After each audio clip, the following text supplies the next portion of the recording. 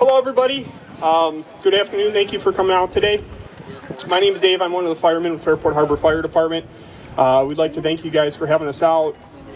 We'd like to thank Mrs. Rumbarger and all of her staff and your guys' teachers for all the help they provided. We're going to be obviously performing a mock crash today.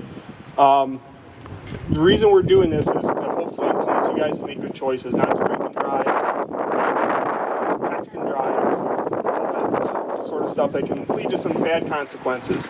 So we want you guys to be safe, but we're going to give you guys some things to think about too.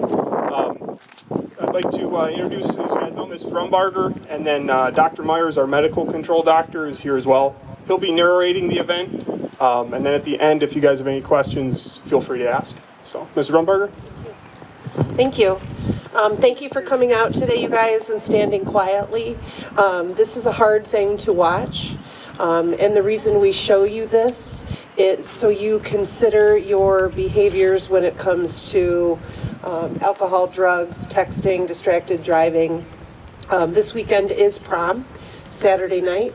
So if you are going to prom or if you are not going to prom, I'd like to make sure you are always careful. We love you too much to have anything happen to any one of you. So I thank everybody for coming out today and to choosing us and allow our students to have this experience. Thank you very much. Thank you. Hey guys, thanks for having me out here. My name's Chris. I'm one of the ER docs with Cleveland Clinic, and I'm head of EMS services for the Cleveland Clinic hospital system. So again, thank you for having me out here. And I'll be the one narrating this scenario, kind of telling you what happens during a severe motor vehicle accident. And just before we get the scenario started, if I could just say a couple things. One, when you look at these 4 victims, please put yourselves in their shoes, from the most minor one to the most severe one. Ask yourself, how's this going to affect me? How's it going to affect your loved ones?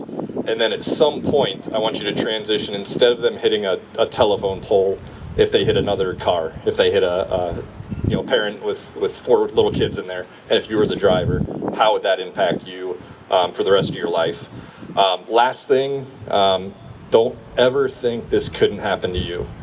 I see this multiple times every single week in our trauma ERs. This is not rare. There'll be 3 or 5 of these today in Cleveland alone that one ER doc will take care of. So don't ever say this won't happen to you. It's got to happen to someone. It might as well be one of you guys. It's going to happen. So do not risk it. Okay, it's just not worth it. Okay. So with that said, let's go ahead and get it started.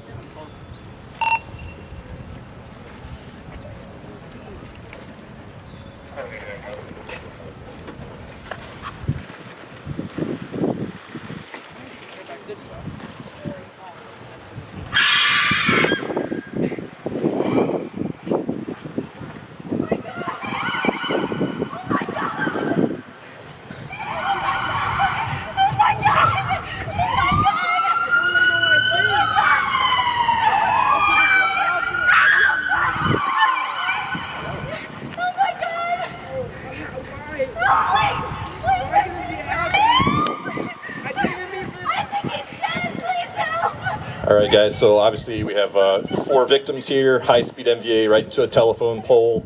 As soon as someone calls 911, either paramedics or police are going to show up first.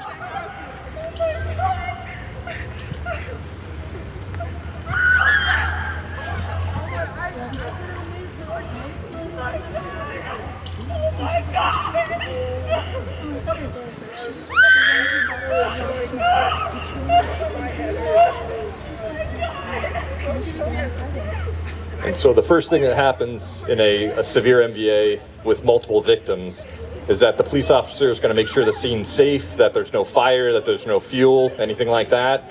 And then they go into a triage system. They're going to look at all the victims and see who's hurt, see who needs immediate medical attention. So what they did is they got the 2 mildly injured victims away from the scene. And shortly after police show up, fire will show up. And again, a lot of times police are going to show up first just because they're out in the community, and the paramedics, they have to leave from the station.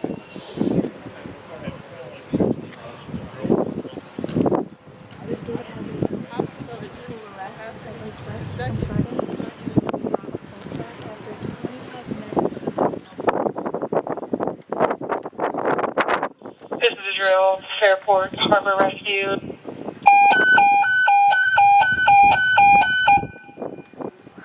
Fairport Harbor Rescue, you're needed at New 4th and Vine, one vehicle into a pole ejection.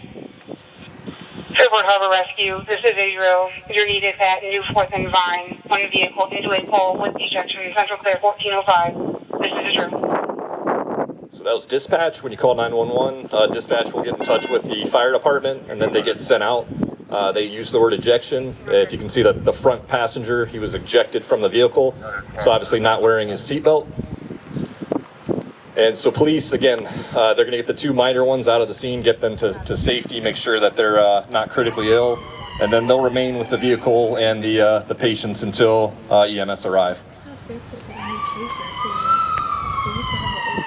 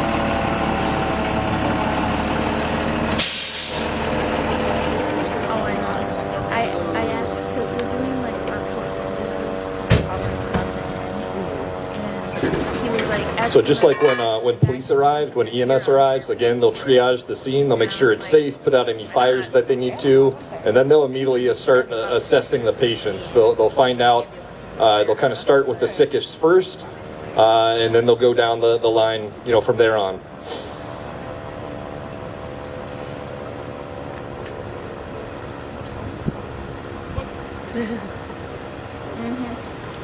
And when they do arrive on scene, the way they triage patients, if they're talking, if they're breathing, if there's any movement, and then they'll start checking for pulses to see if they have any cardiac activity. I cannot trust you, baby.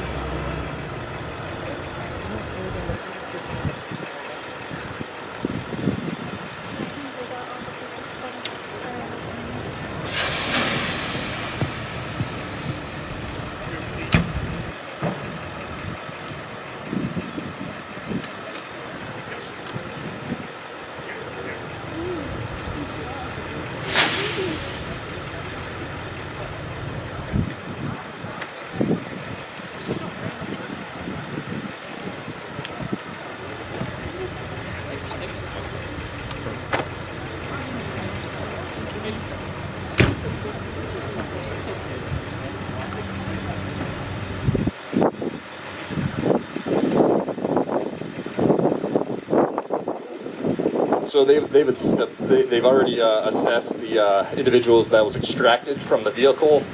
There was no pulse, no movement, and so this is death by what we call blunt trauma. And in these cases, the reason you die in immediately following a high-speed motor vehicle accident is one of two things will happen.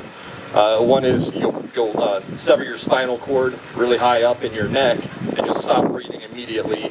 The second thing that happens is that if you're going 70 miles an hour and you hit a pole or a wall or another car, your body stops, but all your organs inside continue to go forward. So what happens is you tear your aorta. That's the biggest artery coming out of the heart. So when that tears, you just, within a couple seconds or minutes, you just bleed out to your chest. And that's what would have happened to the individual there in the front passenger seat. That would have just been immediate death. When we see those, in the ER or on the side of the road, we do not try resuscitative efforts. It's done. There's no chest compressions. There's no CPR. You cannot save those patients.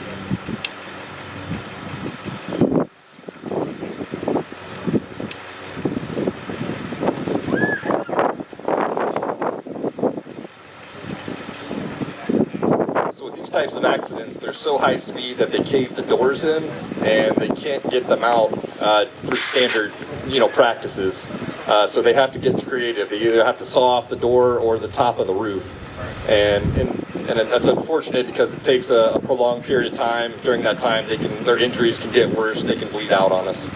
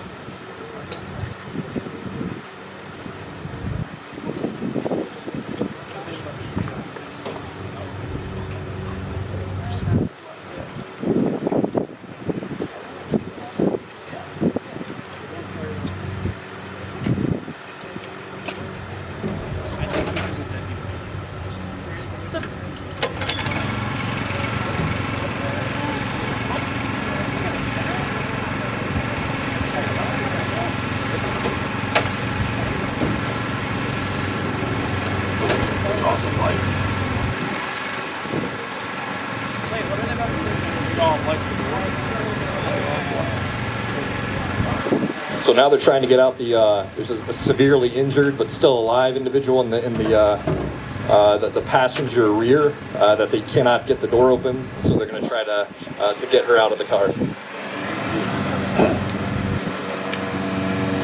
I'm surprised Josh didn't lay right there for that.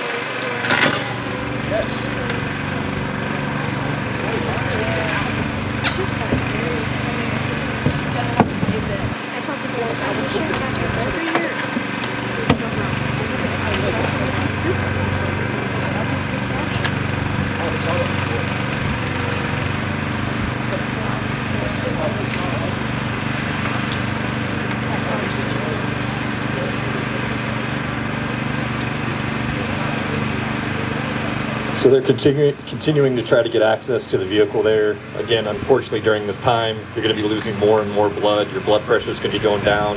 You're going to probably be going in and out of consciousness. As far as the corpse there, so we can talk about that while they're extricating the patient. There is nothing ceremonial or pretty about this. They put a cover over you, and you go to the morgue. That's usually in the basement of a hospital, just like you see on movies. It's cold. It's dark, it's all metal, and again, they just shove the body in one of those little compartment lockers until you go to the funeral home. So again, that your classmate, he'd just go to the basement in the morgue, and he'd stay there for a few days until he's released to the funeral home.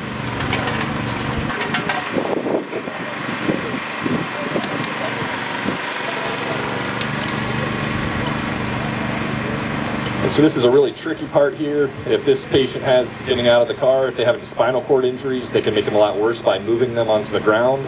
If there's any fractures, they can make them worse. If there's any vascular bleeding, they can make them bleed more. So they try to get the patient out as as safely as possible within a very constrained space.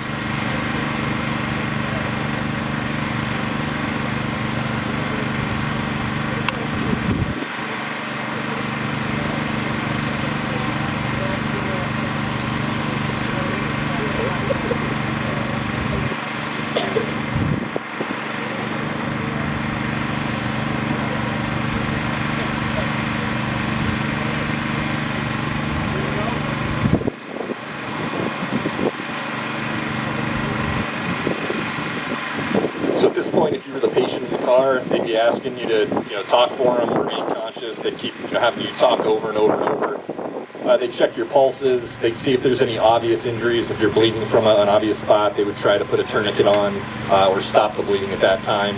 Again, just to buy you time to get to the emergency department.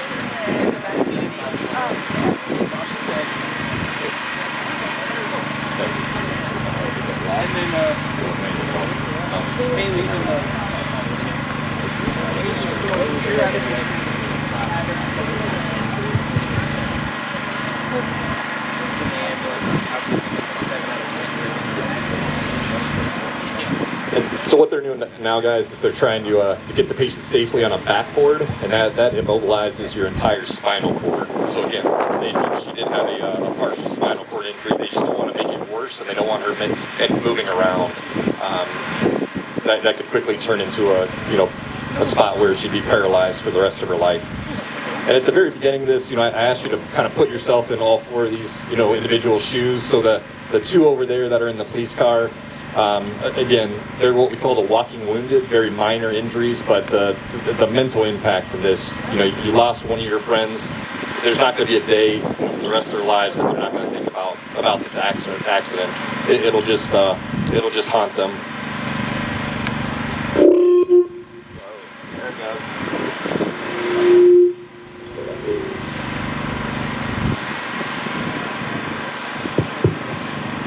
Is it louder now? Testing. That's all better.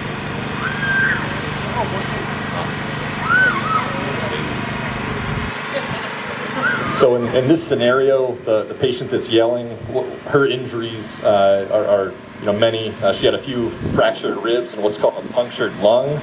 So when you break your ribs, they are just extremely sharp, and they actually they puncture your lung. And so what happens in the ER when you come in with a punctured lung, and we see it all the time with motor vehicle accidents, is that unfortunately we have to take a pretty good sized tube and we put it into your chest, into your lung cavity, and that re-expands the lung and it gets all the blood out of there. You're still awake when we do that, and we try to numb it up if we have time. And then that tube actually stays in your chest for a few days, and it just sucks blood out continuously. Sometimes we have to do a little bit more, and we have to use a rib spreader where we crack your entire chest open, and we have to suture up your arteries and your heart. That's more rare than just a regular chest tube, but would definitely be a possibility in this case.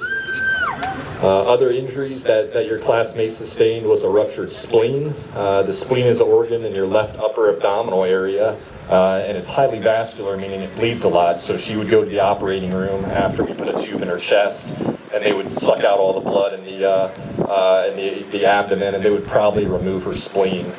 The last thing that I believe her name Bailey suffered was an open femur fracture, which we also see very, very frequently. That's the biggest bone in your leg and biggest bone in your body. And when you stop abruptly in the seated position, it goes up against the dashboard and it breaks open. And she had an open fracture, so it's poking through the skin. That's a tricky one. If it injured an artery, she could possibly lose the leg. If not, she would require multiple leg surgeries and would definitely never walk normally again. And again, this is honestly just a bread and butter trauma that we see multiple times and throughout Northeast Ohio every single day. There's nothing unique about these injuries or this accident right here.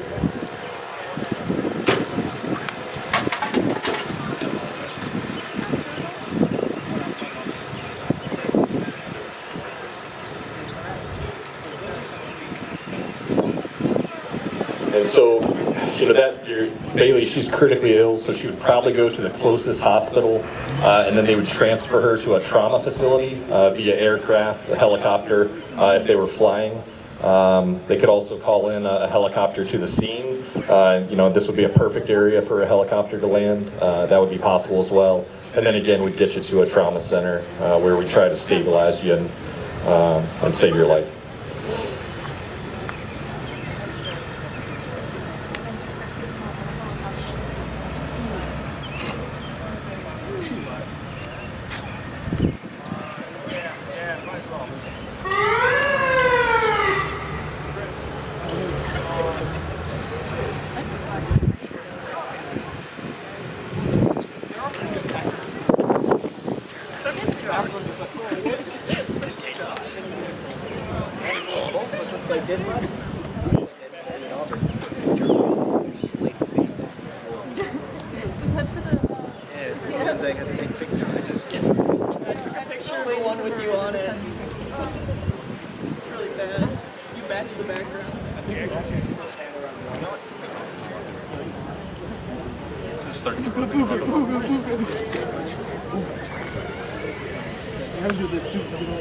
No, but seriously, the background's great. The background's great.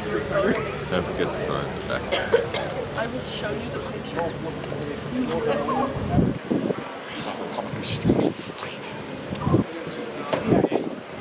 They have. And so in accidents like this, where there is a deceased patient or if there's multiple fatalities, the coroner usually comes out and pronounces the patients.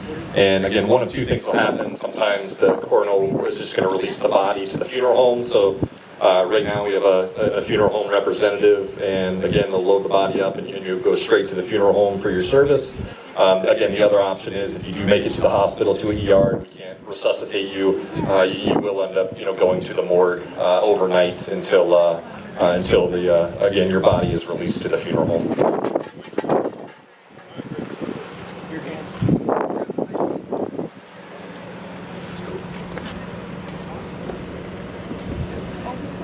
How much battery is left on that? Still full. And while this is happening, this is probably the time where they're sending another officer out to your loved one's house. Your parents, your grandparents, brothers, sisters will be there. No parent, no brother, sister, no aunt, uncle, grandparent wants to get that knock on the door. It'll be a police officer telling your folks that you didn't make it, and they'll meet you at the funeral home at the morgue to identify the body.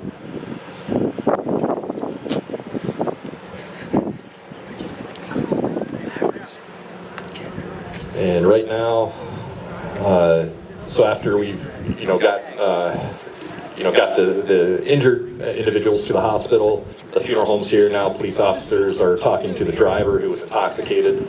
They'll be doing some questioning and a field sobriety test.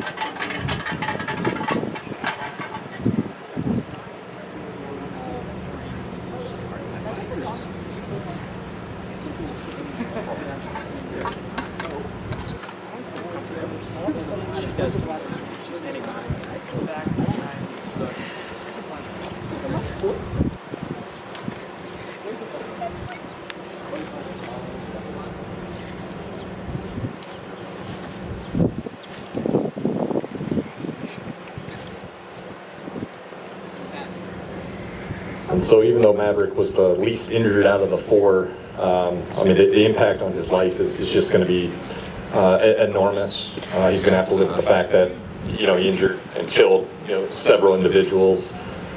His life will be changed. Again, he'll think about this every day. This is going to impact his entire future. On every job application, college application, you have to check a box. Have you ever been arrested? Anything more than a traffic citation? So again, his entire life has just changed for a couple beers.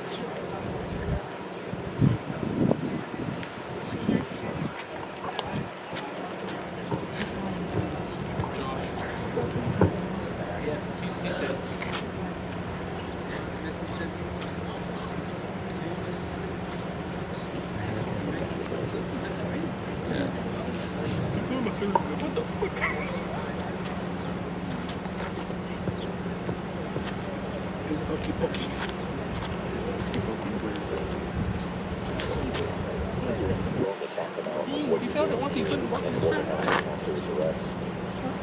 You feel it once you can't walk in the straight line. I have fat thighs. This is my sobriety test. Yeah, Amber's getting arrested. So right now we're going through a field sobriety test. We are determining how much they've had to drink and if they're above the legal limit.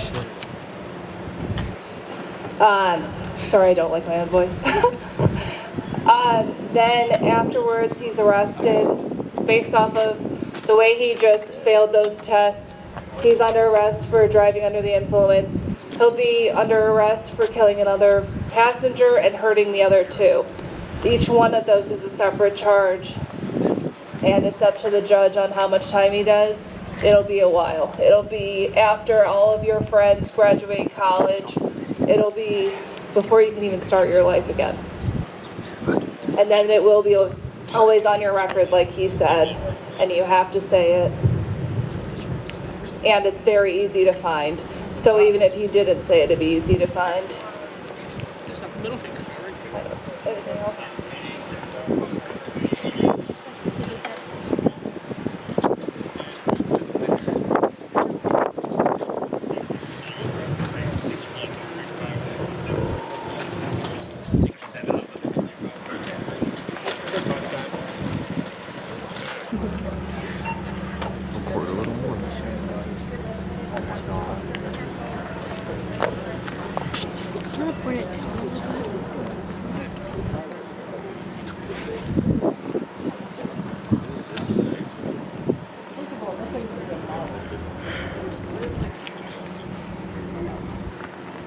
Have fun. It's got to be special. You guys, take it serious, please. Thank you.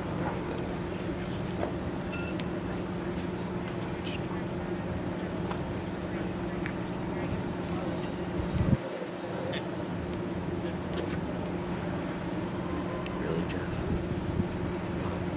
Jeff is What?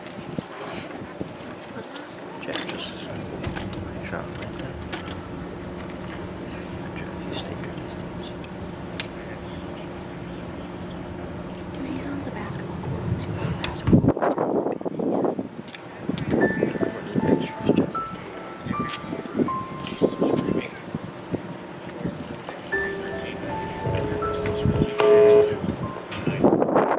Today was to be one of the best days of my life, my senior prom. Going with my friends, all the plans and excitement, the dinner, the dance, It was so much fun. I promised my parents I would never drink alcohol, and I didn't. But how could I control what my friends did? They were so funny and were enjoying everything. I don't know how the accident happened, but all I heard was a loud crash and a terrible jolt.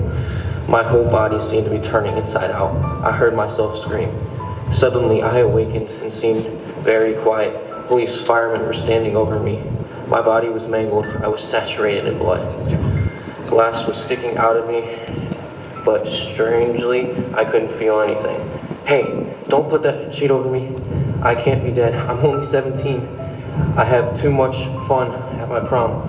I'm supposed to be graduated, grow up, have a life, a wonderful life. I haven't lived it yet. I can't be dead.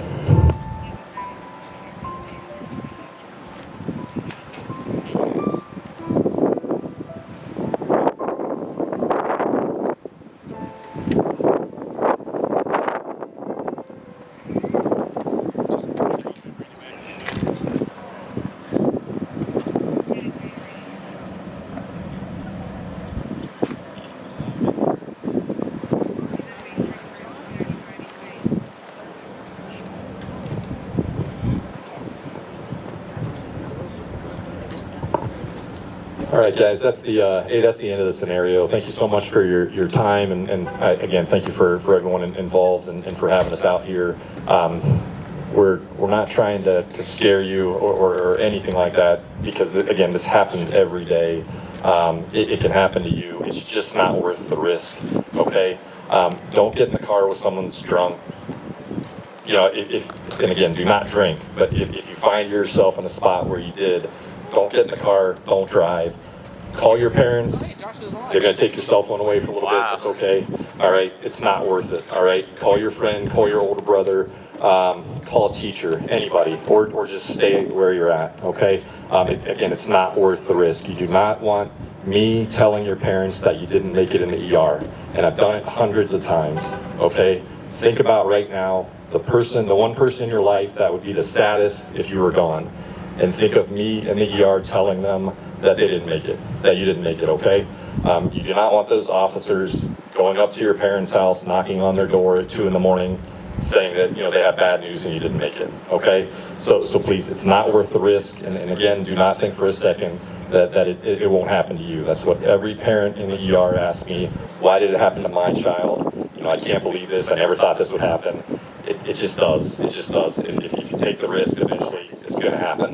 So please just be safe on Saturday. Have an awesome time. But you got a ton of adults here that'll help you out if you're in trouble. Just again, make good decisions and.